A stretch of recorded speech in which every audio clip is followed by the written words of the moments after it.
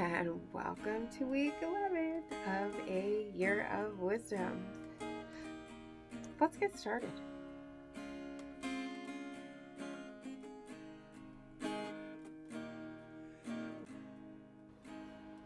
Day 77. Job 23 and 24. Then Job answered and said, "Today also my complaint is bitter. My hand is heavy on account of my groaning. Oh, that I knew where I might find him, that I might come even to his seat. I would lay my case before him and fill my mouth with arguments. I would know what he would answer me and understand what he would say to me. Would he contend with me in the greatness of his power? No, he would pay attention to me.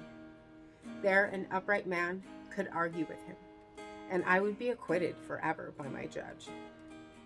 Behold, I go forward, but he is not there, and backward, but I do not perceive him. On the left hand, when he is working, I do not behold him. He turns to the right hand, but I do not see him. But he knows the way that I take. When he has tried me, I shall come out as gold. My foot has held fast to his steps. I have kept his way and have not turned aside. I have not departed from the commandment of his lips. I have treasured the words of his mouth more than my portion of food. But he is unchangeable, and who can turn him back? What he desires, that he does. For he will complete what he appoints for me, and many such things are in his mind. Therefore I am terrified at his presence. When I consider, I'm in dread of him. God has made my heart faint. The Almighty has terrified me. Yet I am not silenced because of the darkness, nor because of thick darkness that covers my face. Why are not times of judgment kept by the Almighty? And why do those who know him never see his days? Some move landmarks, they seize flocks and pasture them. They drive away the donkey of the fatherless. They take the widow's ox for a pledge. They thrust the poor off the road. The poor of the earth all hide themselves. Behold, like wild donkeys in the desert, the poor go out to their toil, seeking game. The wasteland yields food for their children. They gather their fodder in the field, and they glean the vineyard of the wicked man. They lie all night naked without clothing, and have no covering in the cold. They are wet with the rain of the mountains, and cling to the rock for lack of shelter. There are those who snatch the fatherless child from the breast, and they take a pledge against the poor. They go about naked without clothing, hungry.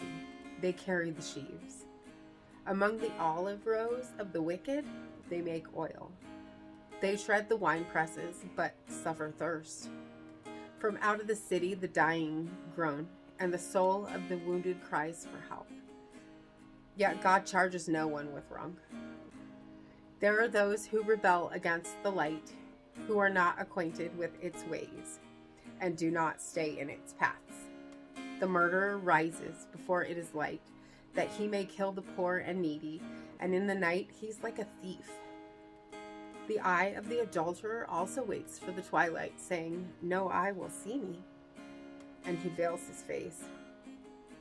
In the dark they dig through houses. By day they shut themselves up. They do not know the light. For deep darkness is morning to all of them. For they are friends with the terrors of deep darkness. You say, "Swift are they on the face of the waters. Their portion is cursed in the land. No treader turns toward their vineyards. Drought and heat snatch away the snow waters. So does Sheol those who have sinned.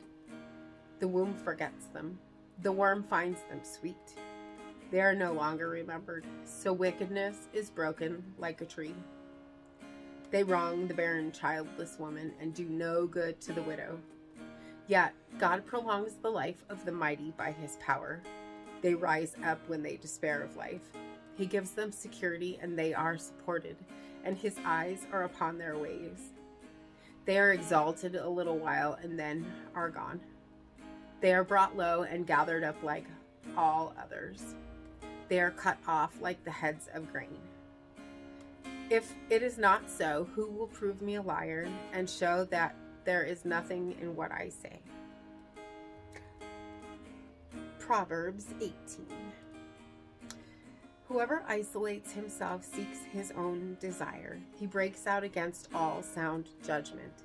A fool takes no pleasure in understanding, but only in expressing his opinion. When wickedness comes, contempt comes also, and with dishonor comes disgrace. The words of a man's mouth are deep waters. The fountain of wisdom is a bubbling brook. It is not good to be partial to the wicked or to deprive the righteous of justice. A fool's lips walk into a fight, and his mouth invites a beating. A fool's mouth is his ruin, and his lips are a snare to his soul. The words of a whisperer are like delicious morsels. They go down into the inner parts of the body. Whoever is slack in his work is a brother to him who destroys. The name of the Lord is a strong tower. The righteous man runs into it and is safe.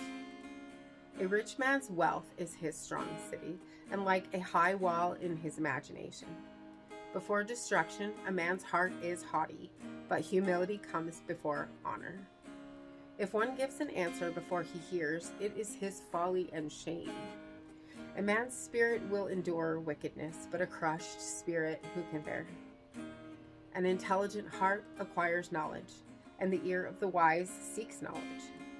A man's gift makes room for him and brings him before the great.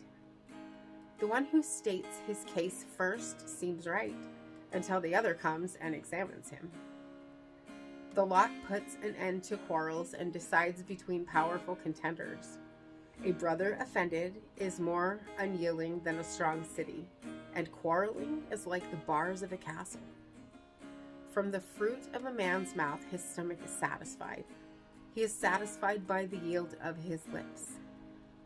Death and life are in the power of the tongue, and those who love it will eat its fruits.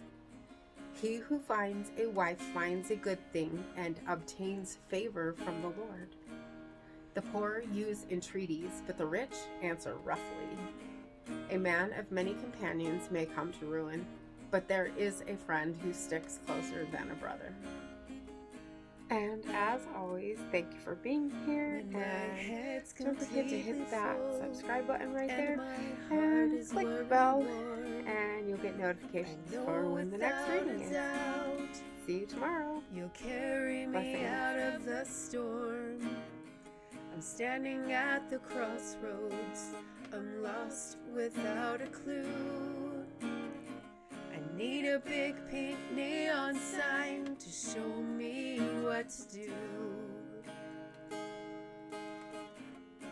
I thank you, Lord. It glorifies you when you're the only answer.